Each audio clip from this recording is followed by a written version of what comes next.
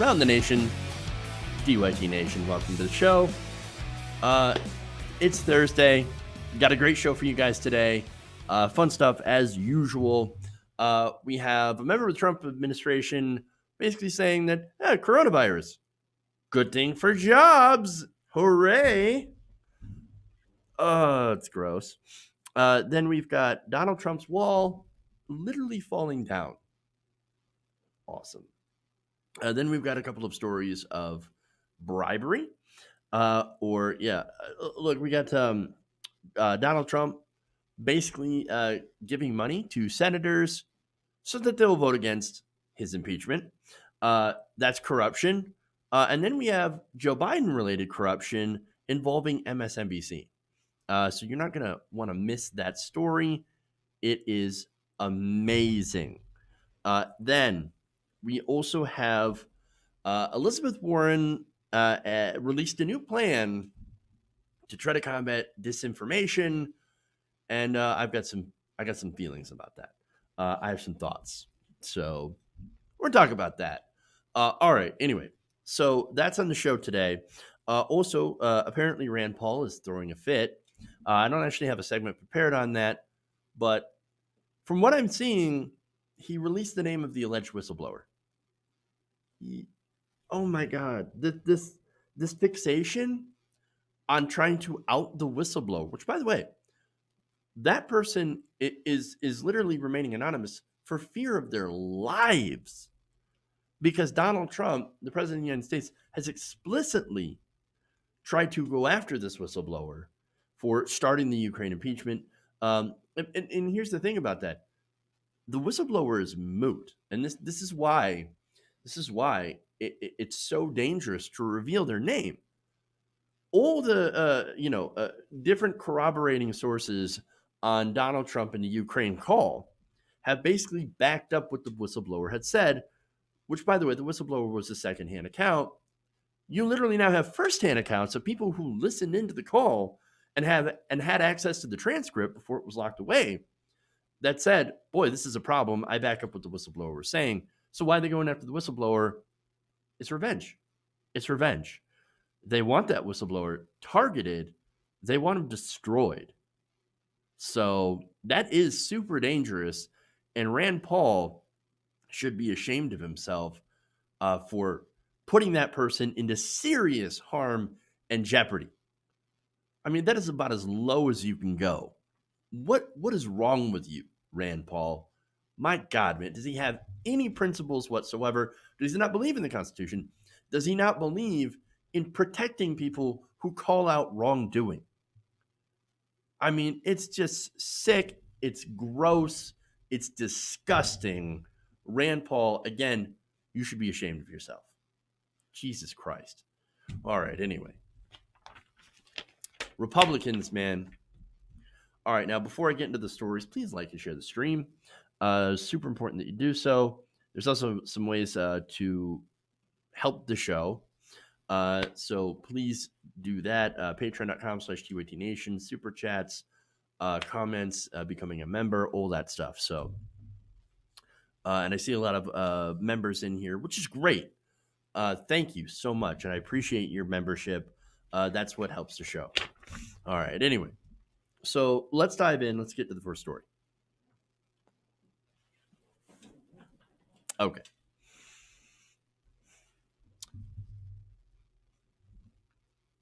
Trump Commerce Secretary and all-around ghoul, Wilbur Ross, because he looks like he's about to die or is already a corpse, just apparently took a victory lap over the concerns about the Chinese-born coronavirus. Take a look. Well, first of all, every American's heart has to go out to the victims of the coronavirus. So I don't want to talk about a victory lap over a very unfortunate, very malignant disease. But the fact is, it does give businesses yet another thing to consider when they go through their review of their supply chain. On top of all the other things, because you had SARS, you have the African swine virus there, now you have this.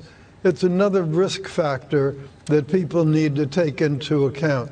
So I think it will help to accelerate the return of jobs to North America, some to U.S., probably some to Mexico as well. Oh, that's a good point. Oh man, that's totally a good point. How you're talking about that. I don't want to take a victory lap though, but I'm totally gonna take a victory lap because look, the jobs they're gonna come back to either U.S. or Mexico, so that might be good. Now, what would the reason for that be? Oh, right, Chinese people dying from the coronavirus. Look, or to be extremely charitable to Ross, by the way, the fear of the disease making companies pull out of China and back to the United States. Either way, you can take that take, put it in the trash, along with Wilbur Ross. Both are garbage. All right. So let me give you some details about coronavirus, by the way. As of Thursday, there have been more than 7,700 confirmed cases of the virus, and the death toll in China has hit approximately 170 people. So now look, as Ross said, hearts go out to people in China. But let's put it into perspective. China is an enormous country, right? Gun violence across America on New Year's Day alone killed 177 people. China, way bigger than the United States, and yet in one day, we have more gun violence than coronavirus has killed. Now, that doesn't mean that coronavirus isn't dangerous and that they shouldn't take precautions about it. I'm just trying to put this in perspective, right? 45,000 people a year die in America without access to healthcare. Imagine if coronavirus happened here. Do you think that we would have the same kind of response? Chinese, it took them like 3 days to build 2 hospitals so they could immediately start trying to treat cases of coronavirus and prevent deaths. Do you think something like that would happen in the United States? I don't think so. No, I think most of our politicians, Trump included, would be running around like chickens with their head cut off. They wouldn't know what to do. There would be mass panic. And so I don't have any faith in how this government would respond. And again, no faith because there's millions of people who don't actually have health care at all. So again, perspective, right? But back to Wilbur for a second here. To spike the football because it might help American jobs is pretty ghoulish. I mean, that's horrid. Okay. But the reason that they do this, of course, is that the Trump administration, of which Ross is part of, is desperate for a win. The economy grew about 2.1 to 2.3% this last quarter. That's not very good. That's way under the 3% that the Trump administration had promised, right? And had expected. And so that is fairly disastrous. They are underperforming. And why is that? Of course, it's because you have jobs that basically the only jobs that are available are, for half the population, are low paying service sector jobs. Low pay, no benefits, not great jobs, right? And again, about half of all Americans end up working in these jobs. You also have student loan debt that is still at record highs with no end in sight. The price of homes and vehicles is out of reach for many, many people. And so there's no growth in that. So what else do they got for reelection? That's what this is about. This is about politics. The Trump administration gave $1.5 trillion in tax cuts to the rich. That made, of course, buy their stock back, making the stock market go up, thus giving the appearance of a growing, robust economy. In reality, you've got wages that are stagnant for regular people. Yeah, sure, we're awash in jobs, lowest unemployment, but the good ones are still really hard to find because right now there's little incentive to hire for these good-paying jobs as people don't have enough money to buy what the companies actually make. So there's that. At least not without taking out massive amounts of credit, which, by the way, credit cards are over $1 trillion as well in debt in this country, and that's followed and it follows student loan debt as being the most amount of debt that people owe here in this country. So oldest debt has a couple of different things happen. A couple of different things happen when people have so much debt. It prevents them, of course, from getting houses, cars, starting families. For a couple of reasons, as I said, they would prefer to either not get into more debt until they start paying it off, or they just decide, to put off things like cars, families, houses, and things like that. And that's the reality for a lot of people. Okay. Now, Wilbur Ross and the Trump administration, they know this, and their only solution is, I don't know, let's cheer on the coronavirus so that these companies might send a few jobs back to America. Well, that's not a solution. In fact, nobody seems to have a solution when it comes to the prevention of offshoring of jobs to low-wage countries where they can exploit their workers. But that's a bit of a broader conversation. What's gross here is that Ross thinks a possible global pandemic would actually be better for American businesses. And to them, all of this seems like just politics and profit. What are you going to do? Okay. Anyway.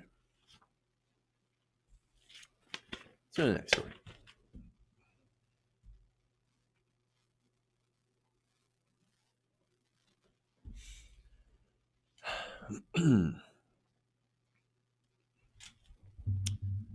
Critics are dunking on Donald Trump after a section of his big, beautiful wall collapsed.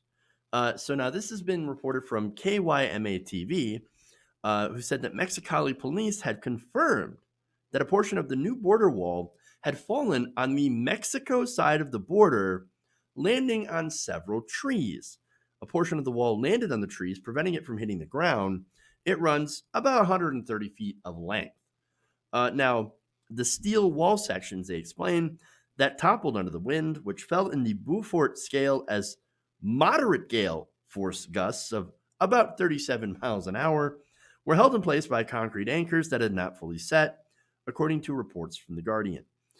So now here you can see Trump's wall sadly being propped up by trees.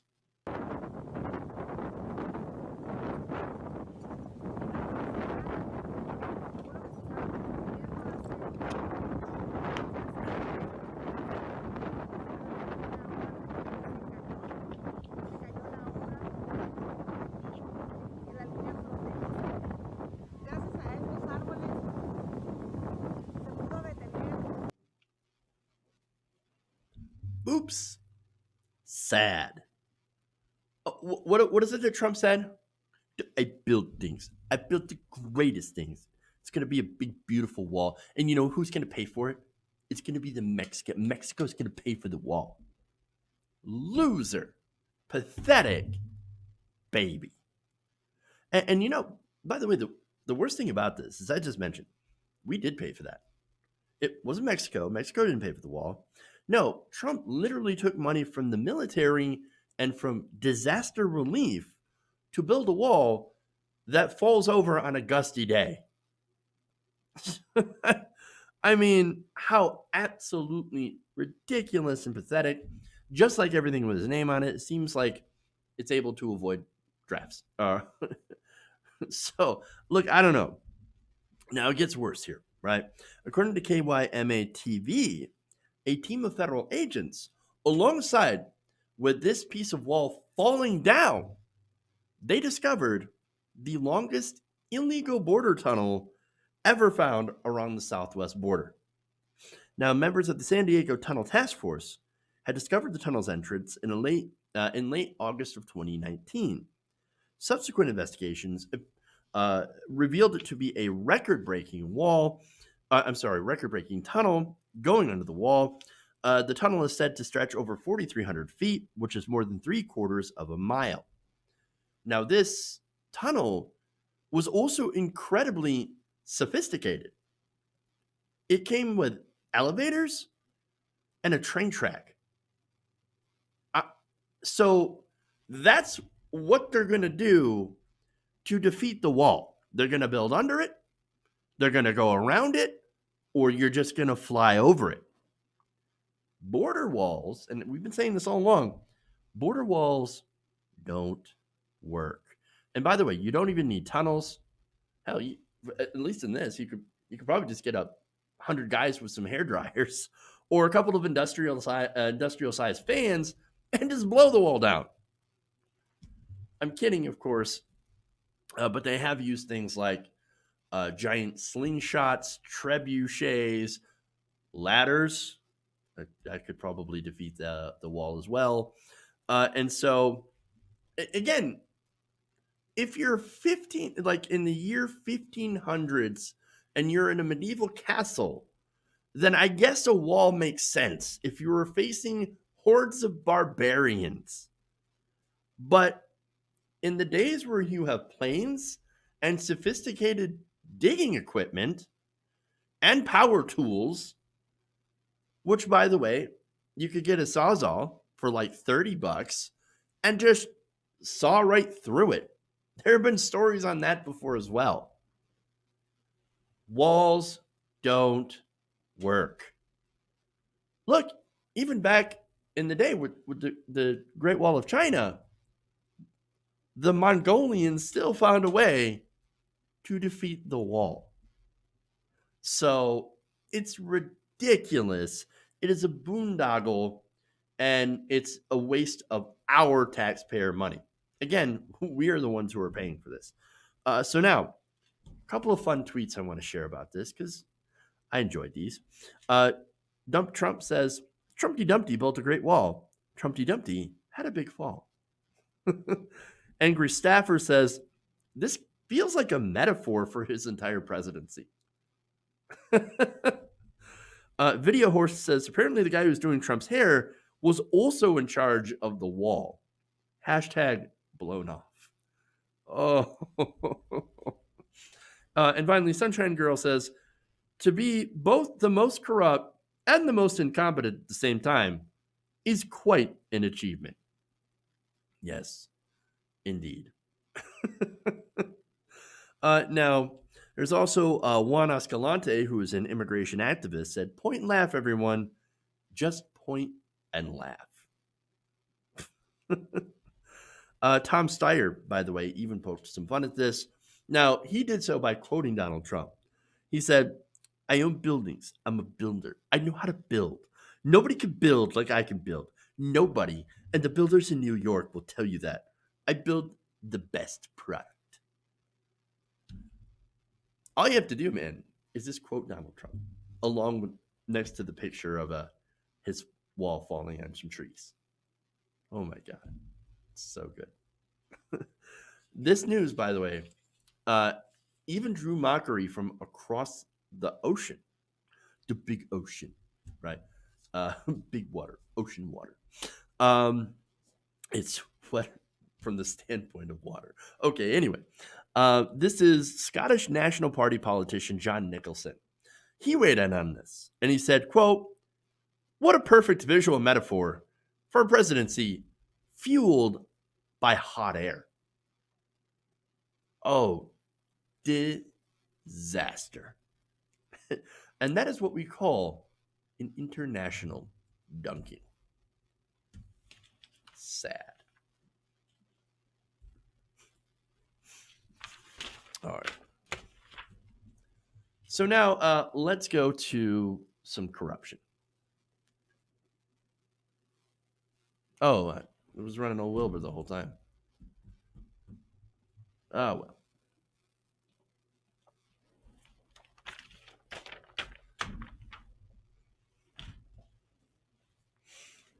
All right. So let's go to the next one here.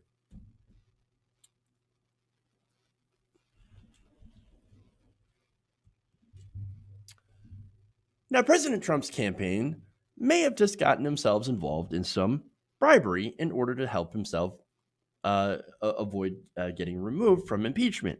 Now, this allegation comes from Politico, who on Thursday published an article claiming that Trump had turned to his large network of donors in order to raise money for a few senators facing difficult re-election campaigns in 2020. So now, this is former Bush White House ethics lawyer Richard Painter. Now, he pointed out how giving Republican senators money ahead of an increasingly likely impeachment trial in the Senate could constitute felony bribery.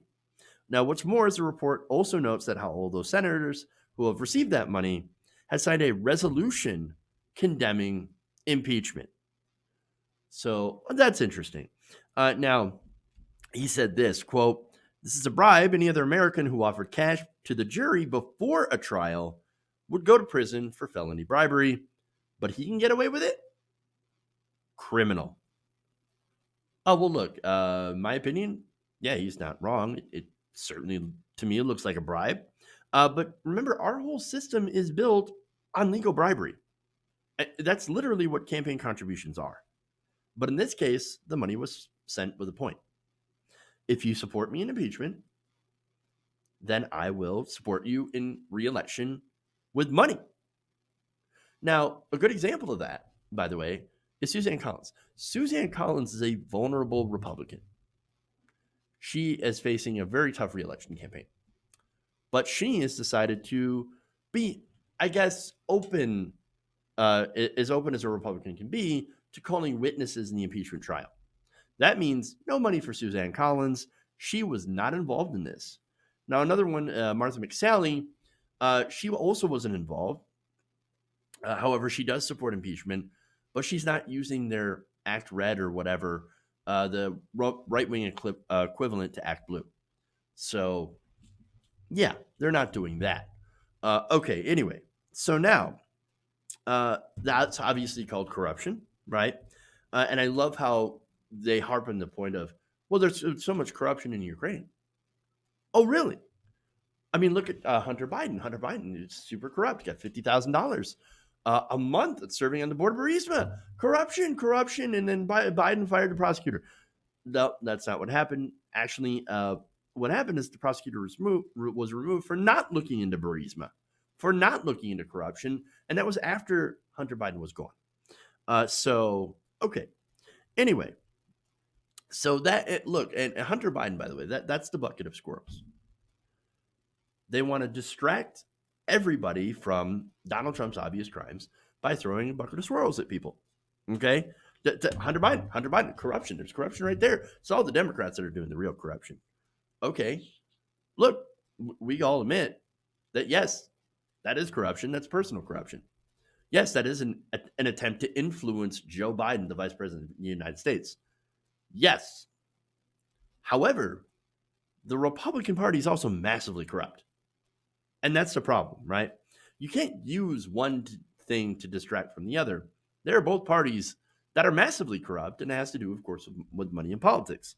So now, at least this guy, though, who, is a Republican, is actually pointing out the GOP's corruption, at least in this instance, but not actually calling for the removal of money in politics. But he did go as far to call criminal charges against them. In fact, he tweeted this: "The senators can raise their own campaign cash. Any senator who accepts cash from real Donald Trump before the impeachment trial is guilty of accepting a bribe and should go to the slammer." But again, most of the Republicans don't care about corruption. Pam Bondi, for example, she's a great example of this, right? So she was in Florida. They were going to go after Donald Trump for his, I believe it was his charity scam or fake university. I can't remember which. There are so many different scams that Donald Trump had been running. Pam Bondi was going to investigate that. But wait, one of Trump's charities literally sent her a check for $25,000. And the next day she dropped the case. And now she's running on Trump's re-election, not re-election campaign, but on Donald Trump's defense. Really? Okay. So now, anyway, who are these? The rest of these congressmen. This is Colorado Senator Cory Gardner, Iowa Senator Joni Ernst. By the way, there's a recent video of her talking about how, I can't wait to see how this affects the Iowa caucuses. Talking about Joe Biden, basically admitting that this entire process, this entire trial, the Republican defense is all about trying to damage Joe Biden ahead of the caucus, his political opponent. And then you have North Carolina Senator Thom Tillis. And yes, thank you, Peter. It was the fake university in Florida, which, by the way, New York had picked up. So next week, Donald Trump will also be helping Georgia Senator David Perdue. So all these senators fiercely oppose impeachment and are considered vulnerable and are getting money from Trump's allies. Now, Cory Gardner is considered to be facing the toughest reelection. So, look, if you're accepting money in exchange for being anti-impeachment, and you're literally one of the people who will be voting whether or not to remove the president, that is clear corruption. You are a corrupt person, and there should be consequences. However, this entire system of taking corporate donations and dark money is also corrupt. And I think the solution isn't necessarily jailing people, maybe the senators who take this bribe money. But I think overall, the bigger solution here is to get the money out of politics. The ability to give politicians tons of cash for reelection from corporations and billionaires is the root of corruption. That allows Donald Trump to be able to do this in the first place. Oh, you need money for your reelection campaign? Well, I've got this giant network of corporate and billionaire donors that I'm going to funnel through me to you. And so, hey, that's going to help you out, but I'll only do that if you help me out by keeping me in power. It is disgusting corruption and should be pointed out by every single person who talks about Hunter Biden, by the way. Oh, you want to talk about Hunter Biden and corruption in Ukraine? Well, there's corruption happening literally right now, right in front of your face. Why are you not talking about this? Oh, right, because you actually probably benefit from said corruption. Look, the thing is, politicians don't represent us because they get paid off by big donors, right? Now, this situation, as I said before, should have some consequences, as we are talking about impeachment of the president for high crimes and misdemeanors, in this case, abusing his power and doing obstruction of Congress. But there are actually many more charges you can put on Donald Trump, some that are more specific. And I think that the Democrats should go back and file some more actually specific impeachment charges. They can actually do that. I don't know if they will, likely because maybe they have their own corruption issues to sort out. But at the end of the day, here you have Donald Trump literally buying loyalty from Republican senators. And unfortunately, I don't see anybody doing anything about it. Not with our corrupt system the way that it is. Okay. All right. So we're going to take a break. We'll come back. I want to thank some patrons, read some channel members' comments, and thank channel members as well. And we'll do that. Super chats, all that stuff coming up next. Stay right here, right after the break. Run the nation.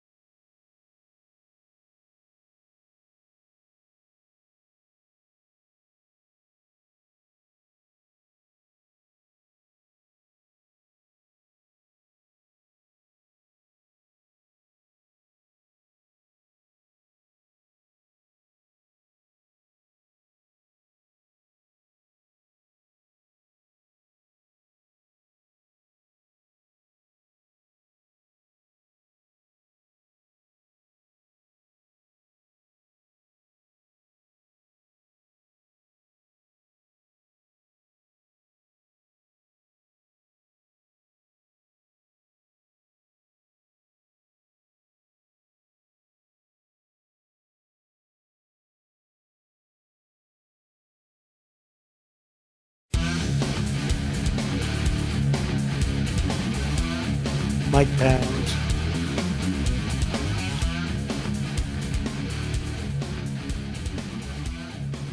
Welcome back to the show. Around the Nation right here, TWT Nation. Jeff Waldorf here with you. Okay, so we have we have a super chat, and we have some channel members and patrons to thank. So let's go to that. I want to thank members, brand new member Brandy Fuller. Thank you for signing up. Support independent progressive media. We do the show together, so thank you. And then Koru, another channel member. Thank you to both of you patrons. We've got Blue Owl Visions and Carol Mello. So let's get to the super chat here. Elwell says, Wilbur Ross needs to go back to into his crypt where he belongs. Guy is like, he's so, what is he, like 100? I don't know, man. He's like, I just remember going into the various like hearings where this guy's like falling asleep. Apparently, he falls asleep all the time.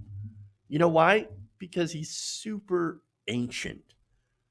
He should not be working in the Trump administration.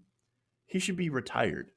He should be sitting on his front porch with like an iced tea or a lemonade. Like that's what I would do if I were his age. I'll be lucky to be alive if I were his age. And it's amazing what having healthcare actually does for somebody. But man, that guy.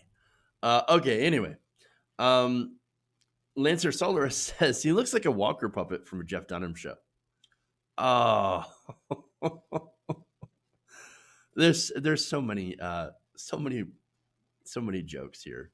But we'll move on here. Let's see. Peter S says Mexican trees are stronger than Dotard's steel wall. Dotard or Dotard. I like saying Dotard, but Dotard is acceptable as well. That's fun. And then Jonathan Andrzejczyk, another member comment, says, seems legit to give your jurors large sums of money. In America, apparently, that's what we do. All right. Also interesting. Chris Green, and I've heard this rumor too, on Andrew Yang. Andrew Yang said if he doesn't win, his supporters might go to Bernie Sanders. It is almost an endorsement. We'll see what happens. But yes, I was hearing the same thing. I can't really corroborate it since it is a rumor, but it would make sense and it would be interesting to see. And the rumor goes that if he doesn't do well, doesn't get to 15% or whatever in the Iowa caucus, then some of it, then he might support it. So I don't know, man. I don't know. I'm not making fun of his appearance, Peril. He's just really, really old and should be retired with an iced tea. He's old. All right, anyway. Moving on, let's go to something super serious now. All right.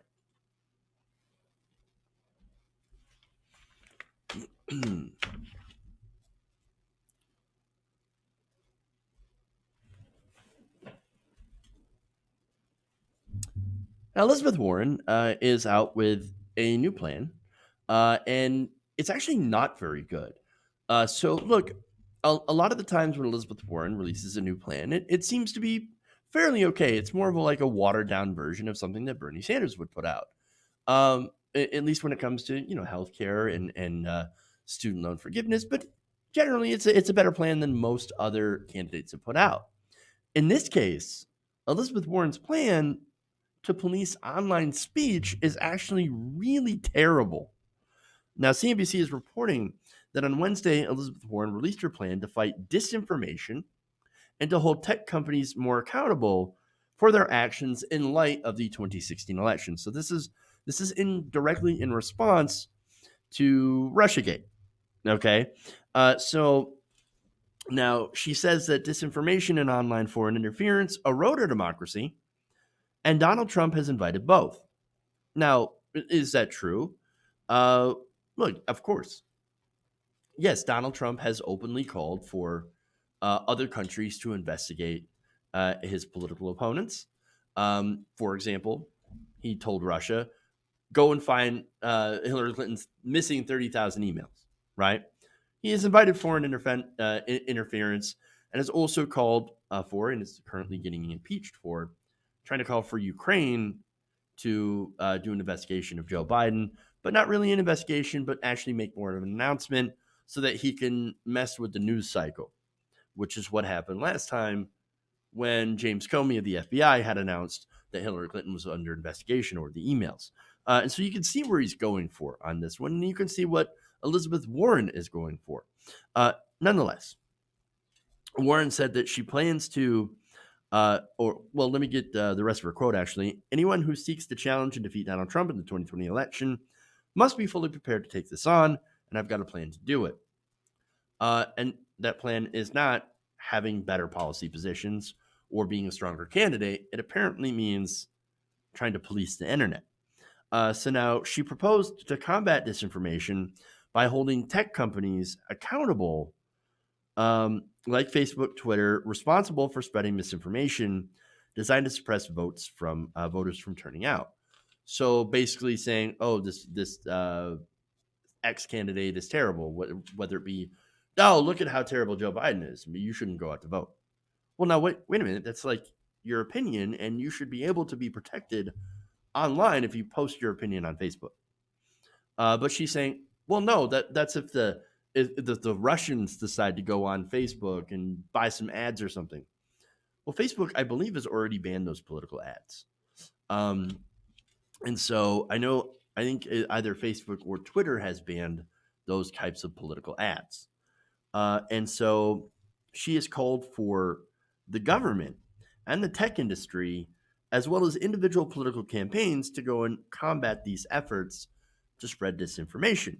She said that I will push for new laws and impose tough civil and criminal penalties for knowingly disseminating this kind of information, which has the explicit purpose of undermining the basic right to vote.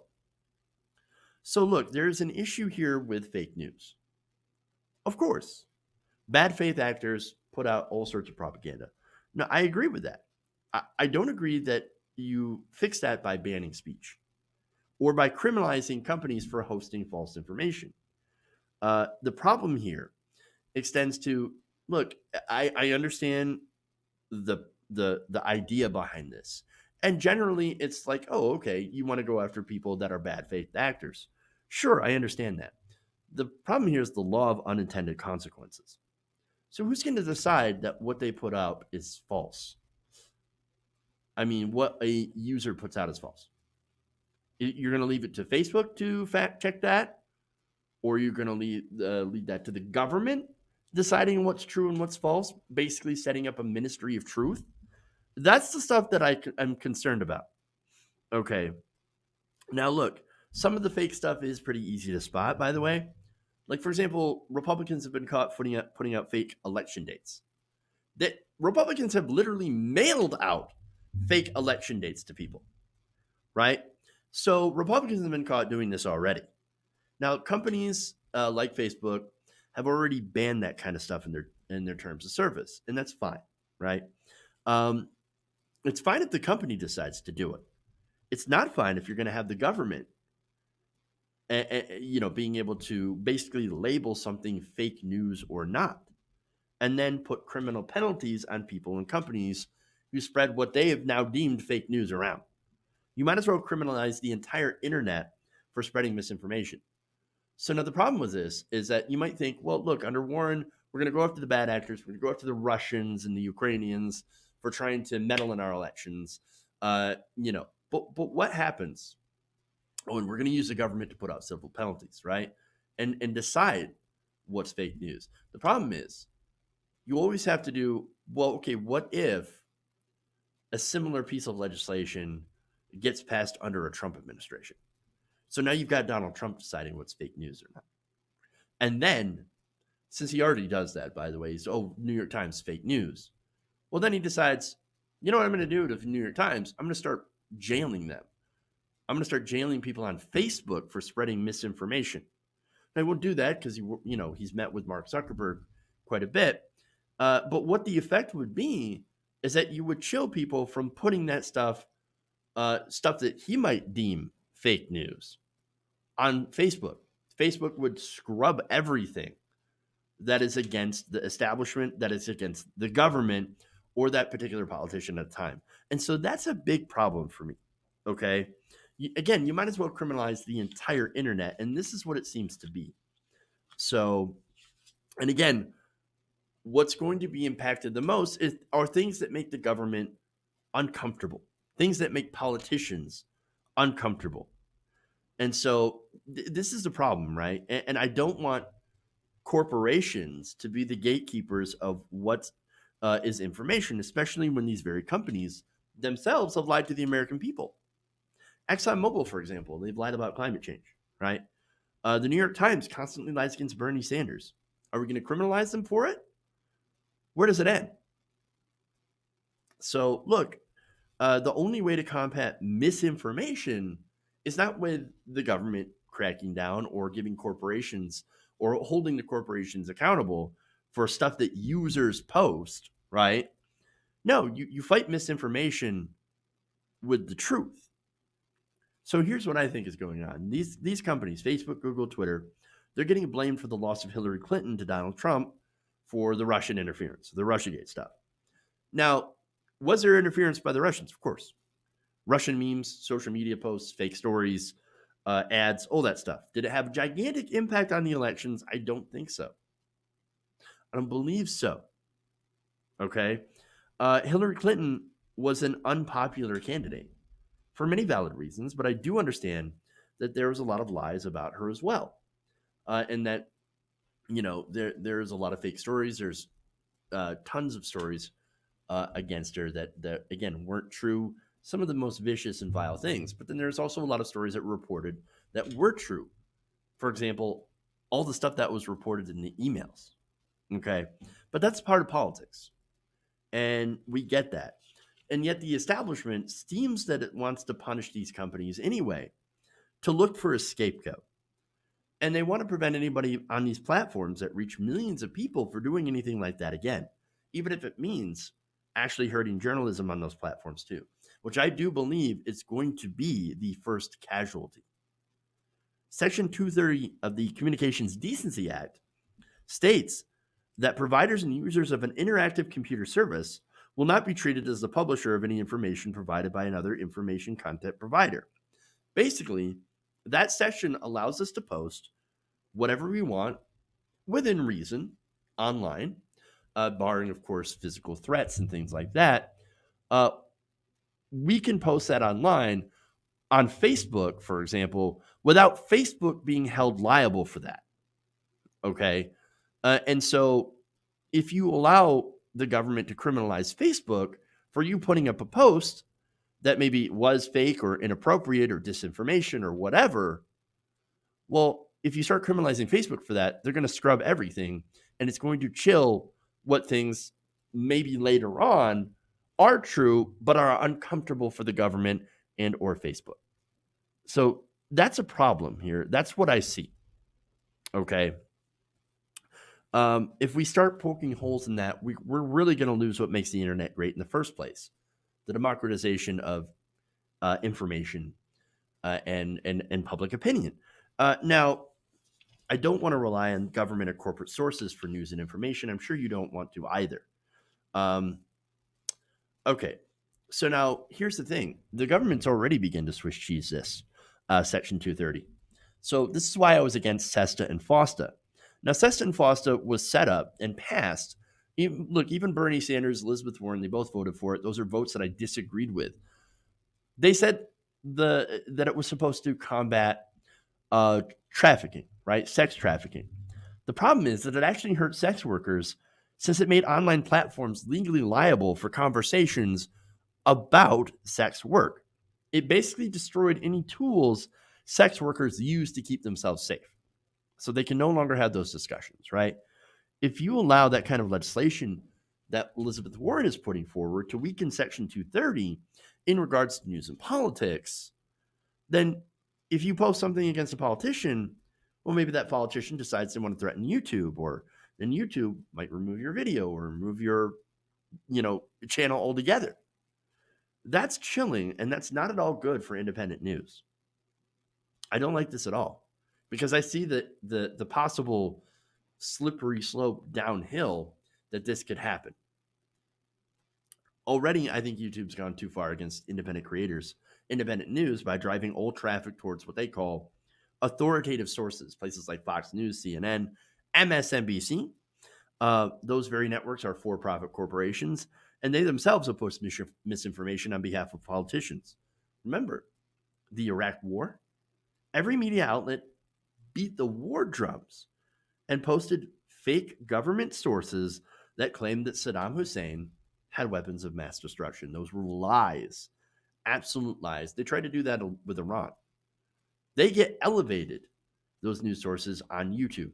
They get elevated on Facebook. Why? Because, we got to fight disinformation. We got to fight fake news.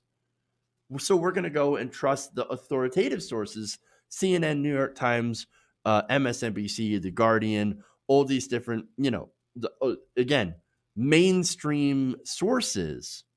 We're going to trust them, even though they've gotten it wrong so often and have put out their own misinformation that often protects the establishment, that often protects politicians and government sources themselves. So that's a big problem. You can see why the elimination of independent news through targeting them with supposed you're pushing disinformation laws, is hugely problematic. And that's how, unfortunately, Warren's bill could lead to bad things in the name of combating fake news.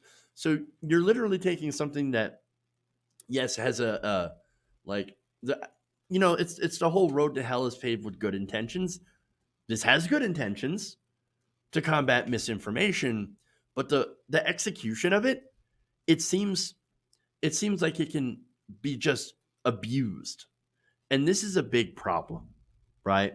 We need other solutions that do not destroy free speech or give corporations and the government too much power over the internet. If we do, I think and I'm afraid that's going to spell the end of the internet and freedom of information with it. So I deeply oppose this bill, and I hope that Elizabeth Warren goes back and thinks and says, wait a minute, maybe we need to try another way. Because this, as it is, not good. All right.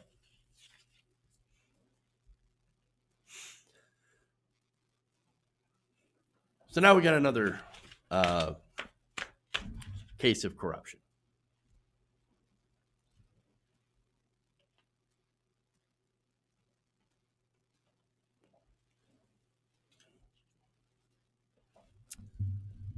MSNBC claimed that it was going to be the liberal network or the answer to Fox News.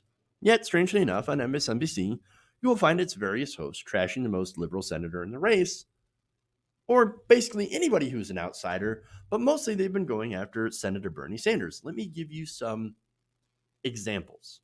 No, but you get the wrong candidate, you might lose the whole thing. What about Bernie Sanders? Do you think he's a danger as a president, as a candidate? Bernie Sanders does have a sort of physicality, when he talks, that is a shaking your finger at Hillary Clinton, shaking your finger, shovey, weirdy, his physicality. How much of danger is that Bernie Sanders, who's now leading in the polls? First of all, I think Bernie's lying. For me, as again, I'm not the political analyst here, but just as a woman, probably considered a somewhat moderate Democrat, Bernie Sanders makes my skin crawl. Suppose you're lying on a road hurt. Which of the candidates would stop their car and get out and help you? I think Biden wins that one pretty easily. I think Elizabeth maybe.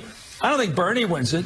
And I can't even identify for you what exactly it is, but I see him as sort of a not pro-woman candidate. We see him, he slouches forward anyway, Joy, but here he turtles. If you look at his eye level where he normally answers questions, when he makes the denial, his whole shoulders come up like a little kid getting caught. His eye level is below his shoulders. This is trying to hide in plain sight. How big a danger would he be to the country or to the party, the Democrats? So, look, that's just an example of MSNBC going after the most well-known outsider candidate in the race. But he's not the only one, as I'm going to show you later on. But this is happening as Bernie Sanders is surging in Iowa, New Hampshire, California, and Texas. And even nationally, some of the new polls have Bernie Sanders overtaking Joe Biden, even though there are averages that are still showing Biden ahead. Now, despite all of that, Bernie Sanders had been left out of the station's coverage of the 2020 elections altogether at first, had been excluded from graphics. His polling and fundraising numbers were misreported to make him look less successful. And while all that was going on, Biden had actually gotten a lot more positive coverage from the network, despite, of course, numerous issues, including gaffes in the campaign trail, his penchant for invading people's personal space, and statements on his past that just aren't true. Now, according to a June 2019 analysis of data from the Global Database of Events, Language and Tone by Columbia Journalism Review's public editor for MSNBC, Maria Bastulos, found that Biden had received the bulk of the station's 2020 election coverage. So he was covered more, and not only that, but covered more positively. According to her data, Biden hadn't received the lion's share of the coverage on the network since the announcement of his candidacy on April 25th. And an analysis of the transcripts from MSNBC from August and September by In These Times that looked at how often Sanders, Biden, and Warren were mentioned and the tone of the coverage produced similar findings. Over the 2 months, these 6 programs focused on Biden, often to the exclusion of Warren and Sanders. Sanders received not only the least total coverage, less than 1/3 of Biden's, but also had received the most negative, and that, of course, goes along with the video clip that I had showed you. And so and by the way, this is not only hurts Bernie Sanders, it also hurts pretty much every other candidate that isn't Joe Biden. People like Andrew Yang, for example, Tulsi Gabbard. Now, personally, I'm not a supporter of Andrew Yang, but his campaign has actually been really impressive, especially since he is an outsider candidate and no one had ever heard of him. MSNBC literally had a blackout of Andrew Yang. Now, there's graphics where Andrew Yang was literally completely left out of the situation. For example, you had a graphic from October 3rd of last year showing fundraising numbers. Sanders, Warren, Booker, but not Andrew Yang. In fact, Andrew Yang raised more money than Cory Booker. Cory Booker raised about $6 million. Yang, in that quarter, raised actually a staggering $10 million. Where was Andrew Yang? Where was Andrew Yang? Well, they left him out. They left him out on purpose. Why? Because he's an outsider candidate, and all that attention either went to going after Bernie Sanders and attacking him, or trying to prop up Joe Biden. So it's not just Bernie, it's basically every candidate except for Joe. And why is that? Why are they pushing Joe Biden so hard? It's not as if he does the best against Trump. No, it's been shown poll after poll. Bernie Sanders does the best against Donald Trump, but not just that, but nearly every other politician that is running, every other candidate that is running, with the exception of Amy Klobuchar and Tulsi Gabbard, actually beats Donald Trump in a head-to-head matchup. It's just that Bernie Sanders tends to beat him by the most, followed by Joe Biden and the other candidates. So why are they pushing? It's not electability. No. It's because this is who the MSNBC executives want. And there's a reason. Now, Joe Biden has received 17 large campaign contributions from Comcast executives and vice presidents at the company, including 8 for the maximum of $2,800. Of all the other candidates still in the race, only South Bend, Indiana Mayor Pete Buttigieg has received any Comcast executive contributions. Buttigieg received a single contribution from Comcast Managing Director Amy Vance. Comcast top lobbyist, however, David Cohen, had co-hosted a Biden kickoff fundraiser in April and is a bundler for his campaign, meaning that, of course, he has collected at least $25,000 in contributions from others towards Joe Biden's campaign. And look, it's not just this election cycle. It appears that almost every election cycle, MSNBC had constantly supported and donated, the executives at Comcast, who owns MSNBC, had donated and bundled towards the campaign of Joe Biden. Since 1989, the company's executives and other employees have actually given Biden's campaign a total of $153,566. They are literally the ex-senator's seventh largest career contributor, according to data from the Center for Responsive Politics. Now, why would they support Joe Biden? Well, you're not going to be shocked as why. Joe Biden had promised his donors, i.e., executives from Comcast, that under his presidency, nothing will fundamentally change. Not only that, but very specific policy proposals, like, for example, net neutrality, have been opposed by Joe Biden. Now, that's actually great news for Comcast because they hate net neutrality rules. CNET reported that back in 2007, following his refusal to adopt net neutrality protections in 2006, he declined to co-sponsor the Internet Freedom Preservation Act, a bipartisan bill that would amend the Communication Act of 1934 to include net neutrality provisions. So he had two chances in 2006-2007 to support net neutrality protections. He did not. Now, contrast that with Senator Bernie Sanders and Senator Elizabeth Warren.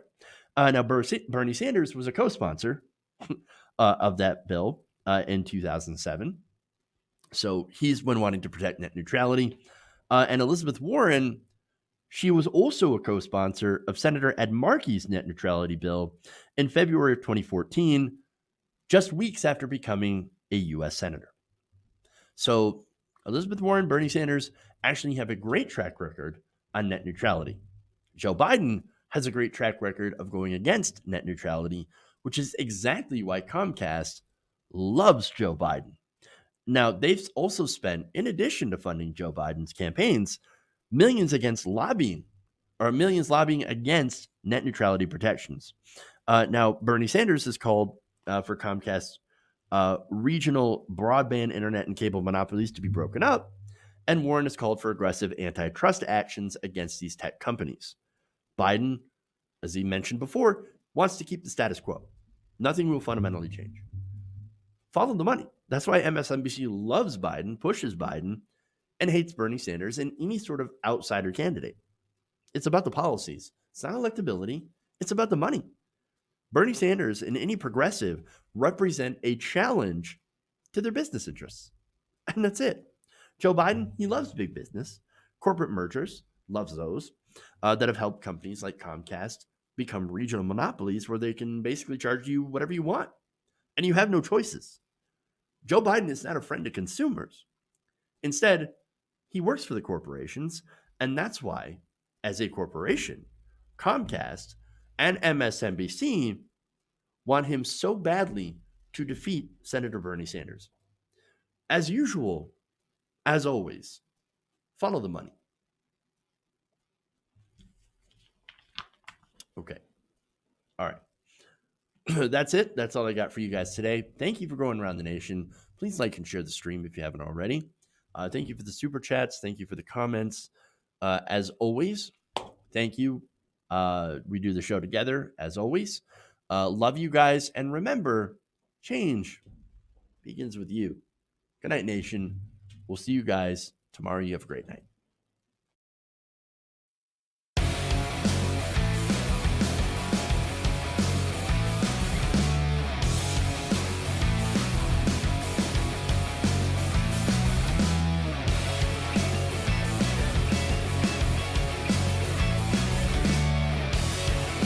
Please clap.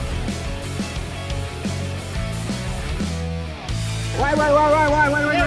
You're getting nervous, man.